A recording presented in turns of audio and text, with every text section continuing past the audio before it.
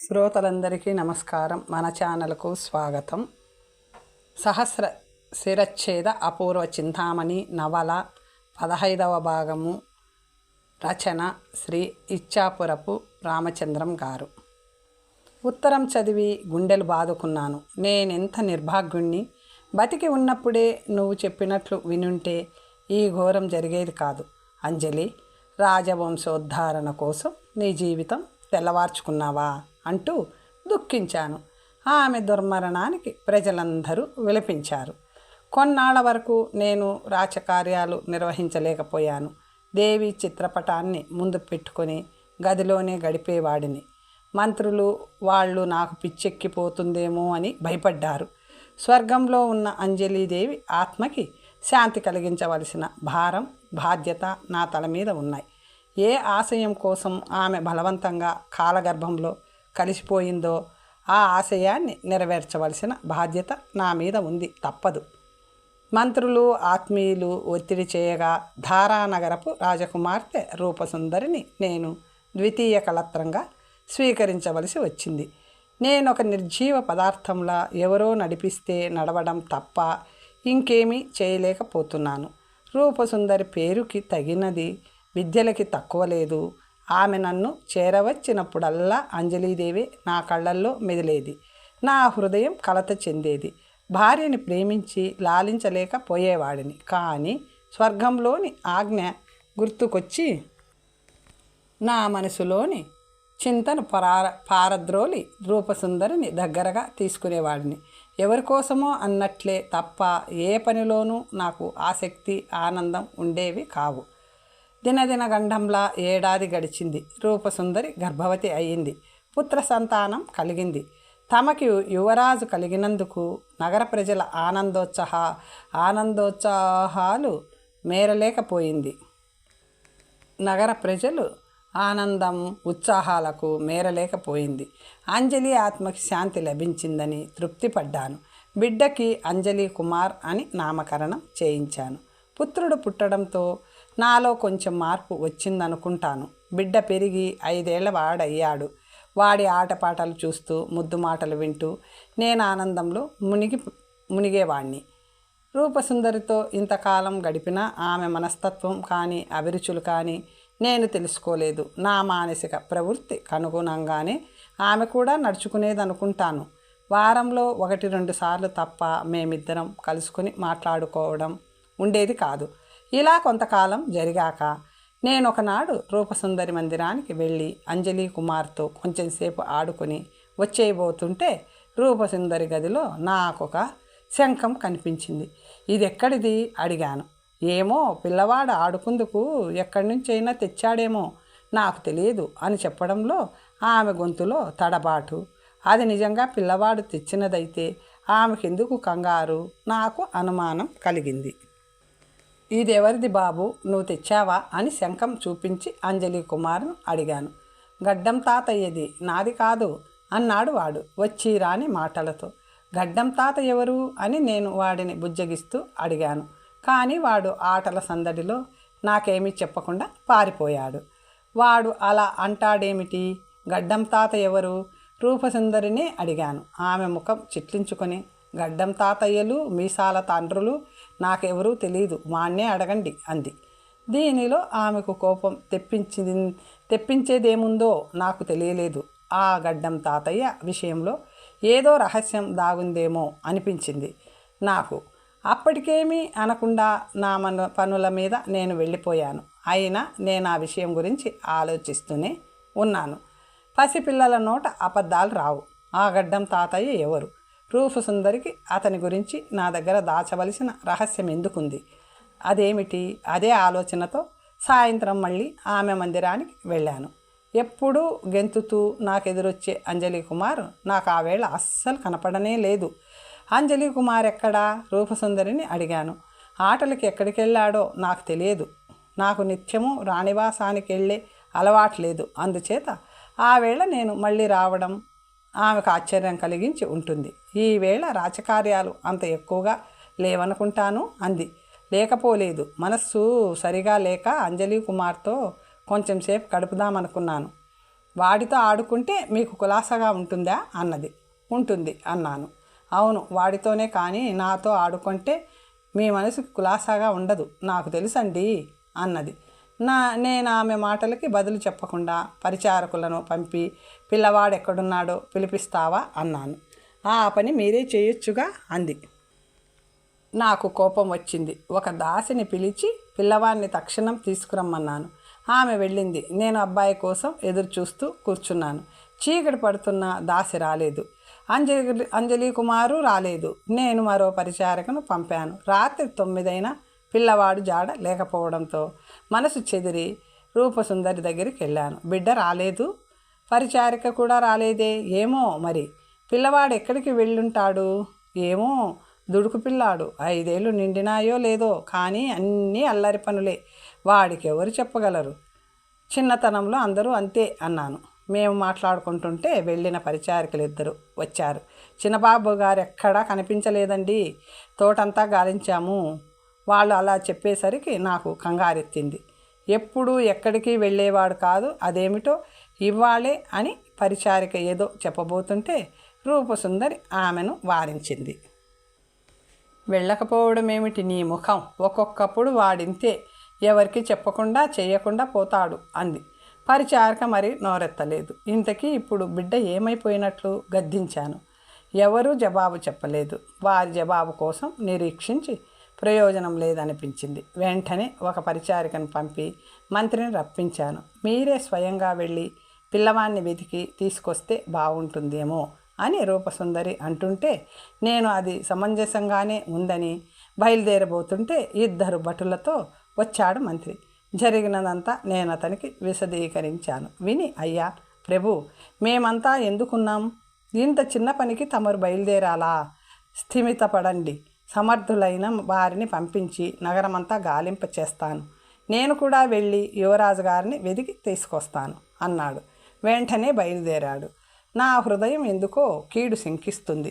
ఆలోచనలను అరికట్టుకోవాలని విఫల ప్రయత్నం చేయసాగాను. భోజనానికి లేవవలసిందని రూపసుందరి 2-3 పర్యాయాలు హెచ్చరించింది.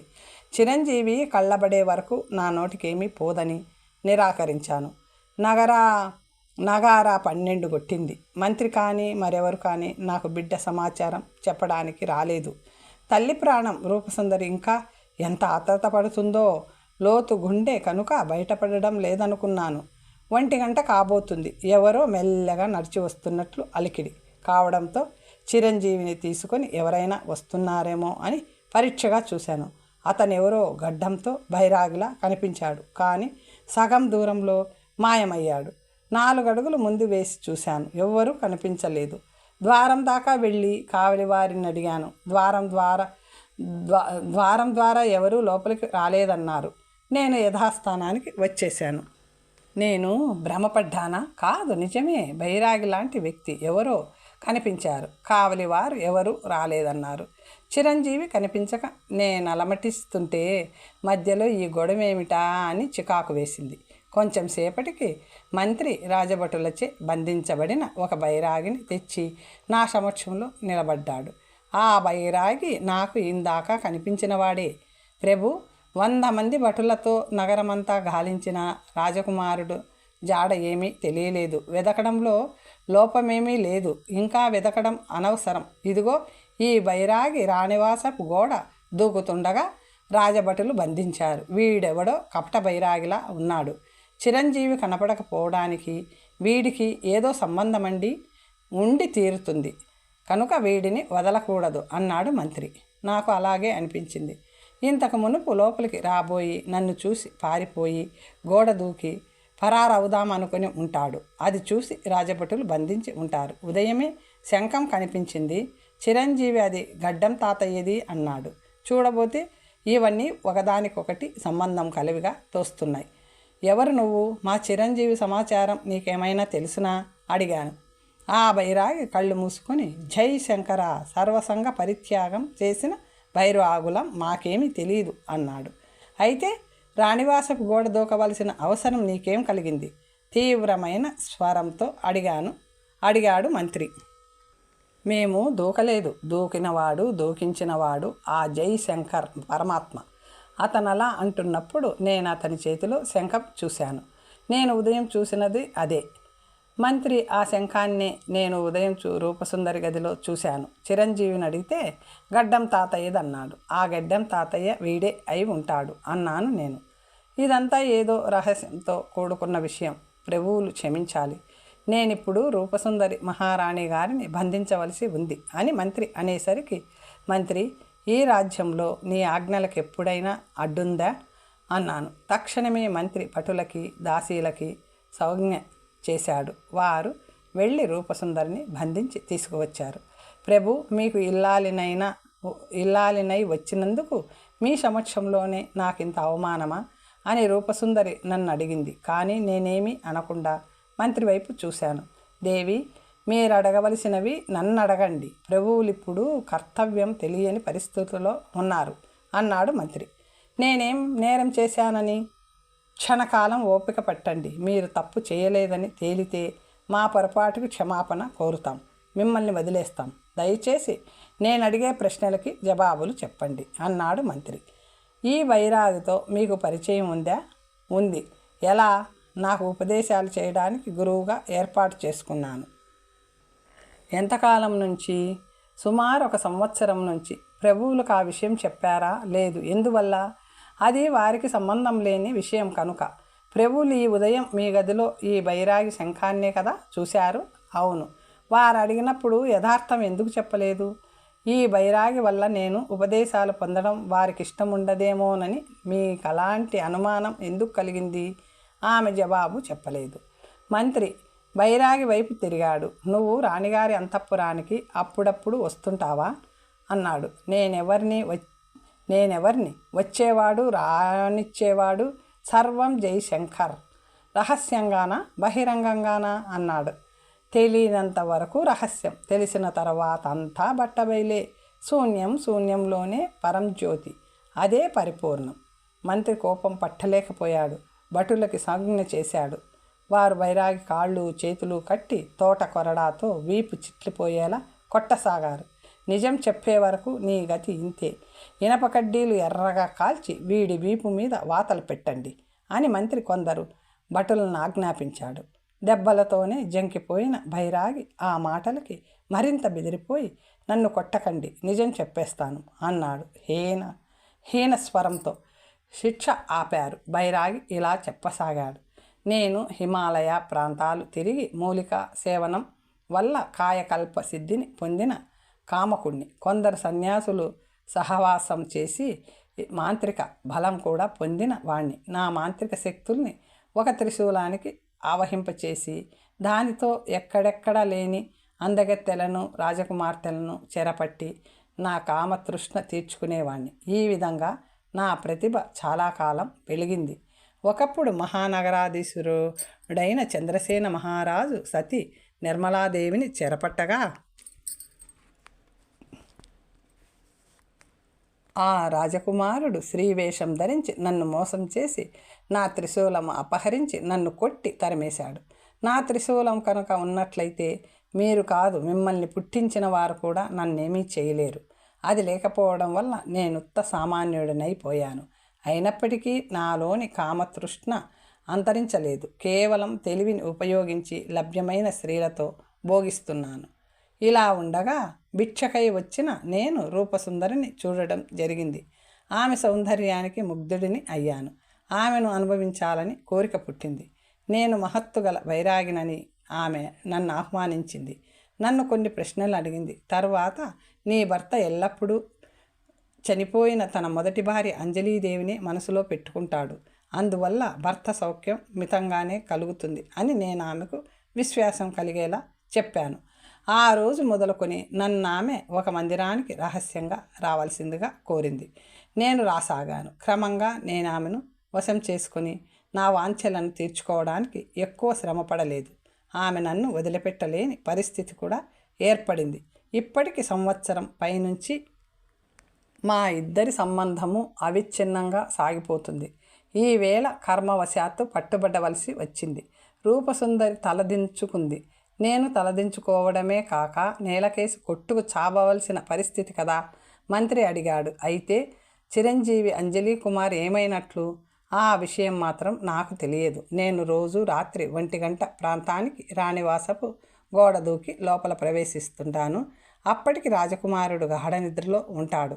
ఈ మధ్యనే 1-2 సార్లు ఆ సమయంలో ఆ బిడ్డ నిద్ర మేల్కోవడం, నన్ను చూసి ఆ గడ్డం తాత ఎవరమ్మా అని తల్లిని అడగడము జరిగింది. ఆమె వాడిని కొట్టి నిద్రపుచ్చి నా దగ్గరకు రావడం జరిగింది. గత రాత్రి కూడా అలాగే జరిగింది. నేను పోతూ శంఖం అక్కడ మర్చిపోయాను. మళ్ళీ వచ్చి తీసుకెళ్ళాను. నన్ను కొట్టినా, కాల్చినా, చంపినా నా నుంచి ఇంతకంటే వివరాలు రావు. ఎందుకంటే నాకే తెలియవు. బైరాగి మాటలను నేను, మంత్రి కూడా నమ్మాం. చిరంజీవి సమాచారం వాడికి తెలియదనే నిర్ధారించుకున్నాం.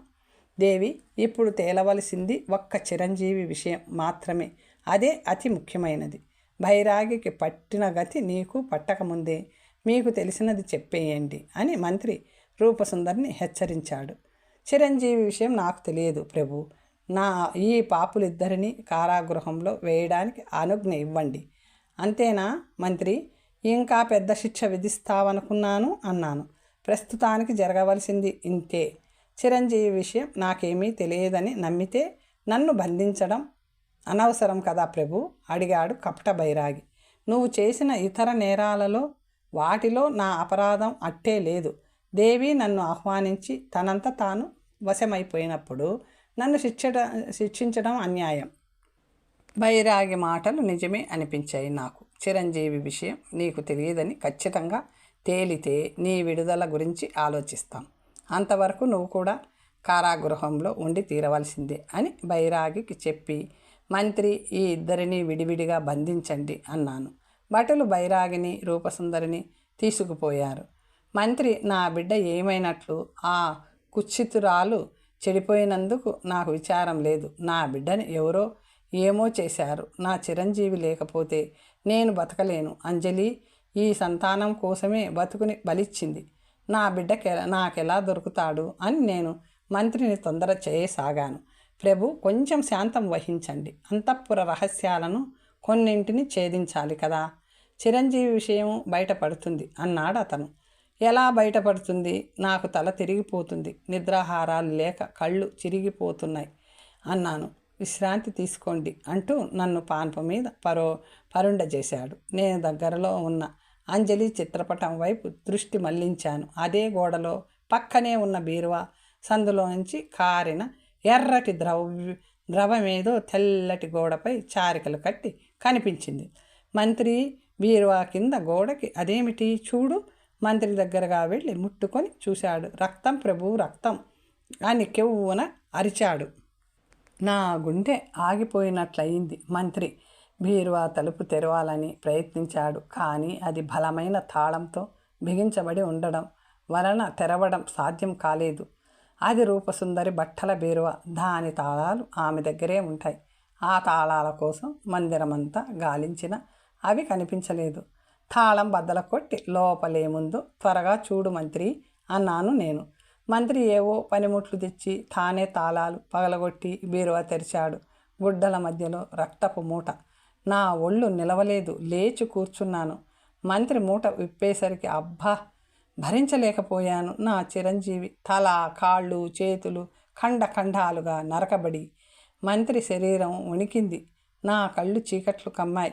దారుణం, మహాఘోరం. అయ్యో అంజలి కుమారా, బిడ్డా అని అక్కడి అనుచరుడు గోడున ఏడవడం మొదలుపెట్టాడు.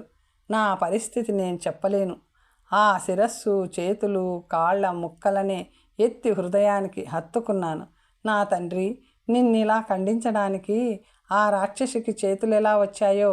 ప్రియుడి వ్యామోహంలో పడి తన రహస్యాన్ని నువ్వెక్కడ వెల్లడి చేస్తావో అని ఇంత దారుణానికి వడికట్టిందా? అయ్యో బిడ్డా, నువ్వు ఆ పాపిష్టి గర్భాన ఎందుకు పుట్టావురా? కామాంధులు కన్నవారిని కడుపు తీపిని మరిచి బిడ్డలనే కోసుకుంటారా? అంజలి చనిపోయిన బిడ్డ మీద ఆశ వల్ల బతుకుతూ వచ్చాను.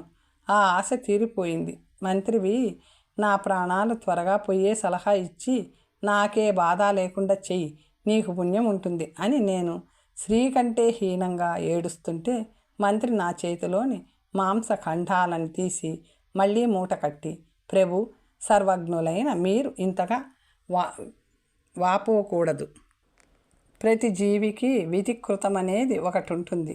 దానిని దాటడం దేవతలకే శక్యం కాదు. మానవ మాత్రులం మనమెంత? దేవి అంజలిని ఎవరు హత్య చేశారు? తనని తానే అంతం చేసుకుంది. దానికి బాధ్యులెవరు? దండించబడవలసిన వారెవరు? అది ఆమె విధికృతం. విధికృతానికి వాపోవడం విఘ్నులకు ఉచితం కాదు అని చెప్పేసరికి నాకు కొంచెం కళ్ళు విడినట్లు అనిపించింది. ఇలాంటి పరిస్థితుల్లో కర్మ సిద్ధాంతం హృదయానికి ఊరట కలిగిస్తుంది. మంత్రి యుక్తిగా చెప్పిన మాటలు నన్నప్పటికీ దుఃఖ సముద్రం నుంచి ఒడ్డున పడేశాయి. లేకపోతే పిచ్చివాడినే అయ్యేవాడినో, ఆత్మహత్య చేసుకునేవాడినో. అంత దారుణం చేసిన ఆ నారీ పిశాచి రూపసుందరిని శిక్ష లేకుండా వదలడం నా ఉద్దేశం కాదు. మంత్రి సలహాను అనుసరించి మర్నాడే ప్రత్యేక సభ ఏర్పాటు చేయించి ప్రముఖులని, న్యాయవేత్తలని, మంత్రులని రప్పించి రూపసుందరిని, దొంగ బైరాగిని హాజరుపరిచి విచారణ జరిపించాను. వాళ్ళందరూ జరిగిన దానికి నిర్వీర్ణులయ్యారు. రూపసుందరి కుక్క బుద్ధిని, కుచితుడైన భైరాగిని నిందించని వారు లేరు, శపించని వారు లేరు. ఆ దుర్మార్గులిద్దరికీ మరణదండనే తగినదని మొదట అన్నాను. కానీ రూపసుందరి ప్రోద్బలం వల్లనే తానటువంటి నీచ కార్యం చేయవలసి వచ్చిందని సభకి నచ్చచెప్పడం వల్ల, చిరంజీవి హత్యతో వాడికి ఎటువంటి సంబంధం లేకపోవడం వల్ల వాడు మళ్ళీ సీమనగరపు పొలిమేరలలోకి రాకుండా ఉండే షరత్తు మీద భైరాగిని విడుదల చేశారు. కామంతో కైపెక్కి కన్న కొడుకుని సైతం చేతులారా నరికిన పాపి రూపసుందరి బతికుండే నరకబాధలు అనుభవించాలని నా కోరిక, మంత్రి కోరిక. అందుచేత ఆమెకు యావజ్జీవ కారాగారవాస శిక్ష విధింపబడింది. శిక్షాకాలంలో రోజుకొకసారి ఉప్పులేని గంజిని ఆహారంగా ఇవ్వడం, చూడవచ్చిన వారందరూ ఆమె ముఖాన ఉమ్మడం, ఇది ఆమెకి శిక్ష. ఏదేమైనా నా బిడ్డ నాకు తిరిగి రాలేడు. బతికినంతకాలం బిడ్డ కోసం ఏడవలసిందే. విజయ్ కుమార, నా విషాదగాథ విన్నావు కదా. నా కుటుంబ విచ్ఛిన్నతికి కారకుడు, నా వంశాంకురాన్ని కూకిటి వేళ్లతో కూలదోసిన ద్రోహి, నా చావును కోరుతున్నవాడు అయిన ఆ బైరాగిని ఆనాడు దయతలిచి వదలడమే తప్పయింది. ఇక ఉపేక్ష చేయను. రాజకుమార, బయలుదేరు. నా కత్తికి వాడి తలని బలిస్తే కానీ నాకు తృప్తి లేదు. ప్రభు, తమరు కొంచెం శాంతం వహించండి. నేను కొద్ది కాలంలోనే మిగిలిన 2 ప్రశ్నలకి కూడా జవాబులు తెలుసుకొని మీ నగరం వస్తాను. అప్పుడు మనం కుండిన నగరం పోయి ఆ కపట బైరాగి అణచవచ్చు. మిగిలిన ప్రశ్నలకి కూడా జవాబులు తెలుసుకుంటే కానీ నా కార్యం పూర్తవ్వదు. అప్పుడు కానీ చింతామణి గర్వం అణిచి వారిచే జరిపించబడుతున్న హింసాకాండని అరికట్టలేను అన్నాడు విజయుడు వినయంగా. రాజకుమార, నువ్వంత శ్రమపడి రాజలోకానికి మేలు జరపడానికి ప్రయత్నిస్తుంటే నేను విఘ్నం కలిగిస్తానా? మానవ మాతృలకు సాధ్యం కాని పనికి పూనుకున్న నీకు విజయం కలుగుగాక. నాలాంటి జీవోత్సవం వల్ల ఏమవుతుంది? అయితే సీమ నగరానికి మీ అనంతరం సింహాసన ఎవరు ప్రభు? దేవుడే. త్యాగదన మహారాజో అతని సంతతో నా సింహాసనాన్ని ఆక్రమించుకోవచ్చు. నీ మూలాన నా ప్రాణప్రదమైన పంచకళ్యాణి మళ్ళీ నాకు దక్కింది. కానీ లేకుంటే ఎన్నాళ్ళో యుద్ధము, ఎంతో జననష్టము, నాకు మరెంతో మనస్తాపము మిగిలేది. రాజకుమార, నీ ఉపకారం జన్మలో మరవను. మహారాజా, ఈ సందర్భంలో నాదొక మనవి. లోకంలో అనేక మంది ప్రజలు కూడు గుడ్డలకి కరువుపడి ఉన్నారు. పాలకులు భోగలాలసులై ఆ ప్రజల ఇబ్బందులని గమనించడం లేదని నేను ఊహిస్తున్నాను. నీ ఊహ యథార్థమే. అందుకే నా రాజ్యంలో ఏదైనా ప్రజాహిత కార్యం జరపాలని నేను అనుకుంటున్నాను అన్నాడు రాజు. సంతోషం. నేను మనవి చేయదలుచుకున్నది అదే. ప్రపంచమంతటా ప్రజాప్రభుత్వాలు నెలకొల్పవలసిన ఆవశ్యకత ఎంతైనా ఉంది. ప్రభుత్వము ప్రజల కోసం, ప్రభుత్వం ప్రజలది, ప్రజలే ప్రభువులు అన్న సిద్ధాంతం మీద తమరు పరిపాలనా విధానాన్ని ప్రజలకు స్వాధీనం చేస్తే ముందు ప్రజాప్రభుత్వాలు నెలకొల్పేవారికి తమరు ఆదర్శం కావచ్చు. అలాగే విజయకుమార, నా మనసెరిగి మహా చక్కని సలహా ఇచ్చావు. నాకు భోగ భాగ్యాల మీద కానీ రాజ్య సంపద మీద కానీ ఎటువంటి వ్యామోహము లేదు. పై రాజులెవరో వచ్చి రాజ్యం ఆక్రమించుకోవడం కంటే నా ప్రజలే ఈ సంపదలను అనుభవించడం నాకు సంతోషంగా ఉంటుంది. దయచేసి నువ్వే ఆ ఏర్పాట్లు చూడు. ఈరోజే నా చేత ఒక వేలునామాని రాయించి ప్రజాప్రభుత్వం ప్రకటన చేయించు. ఇది నాకు మరో మహోపకారం కాగలదు. విజయకుమారుడు మంత్రులని రాజ ఉద్యోగుల్ని పిలిపించి మహారాజు యొక్క సత్సంకల్పం వారికెరుకపరిచి తపోధన మహారాజు చేత వేలునామా రాయించి ప్రజాప్రభుత్వం ప్రకటన చేశాడు. దానితో నగర ప్రజల ఆనందానికి హద్దులు లేకపోయాయి. విజయకుమారుడిని ప్రభువుని ప్రజలు ఎంతో కొనియాడారు. ప్రజాప్రభుత్వం దినం కోసం వేడుకలు ఉత్సవాలు జరిపించారు. ప్రభుత్వ దినం కోసం ఉత్సవాలు జరిపించారు. మరో 2 రోజులుండి తాను పోదలిచిన వాలపట్నం గురించి మహారాజును అడగ్గా అతను ఆ పేరైనా విని ఉండలేదన్నాడు. వాలనగరం గురించి కానీ యాభనగరం గురించి కానీ తనకేమీ తెలియదని విచారిస్తూ చెప్పాడు.